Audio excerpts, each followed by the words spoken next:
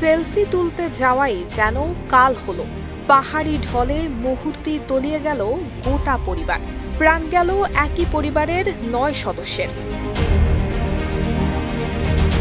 সকালটা শুরু হয়েছিল পিকনিকের আনন্দে।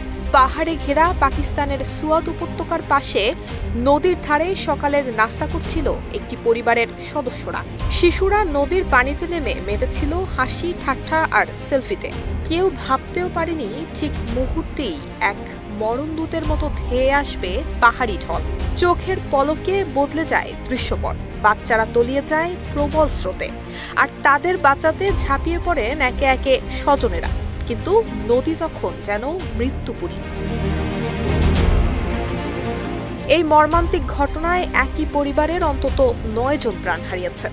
নিখোঁজ রয়েছেন আরও ৪ জন। সেই সাথে জীবিত উদ্ধার করা হয়েছে ৪ জনকে। দেশ জুড়ে তোলপাড়। ওয়ালটন ফ্রিজ কিনে আপনিও হয়ে যেতে পারেন মিলেনিয়ার।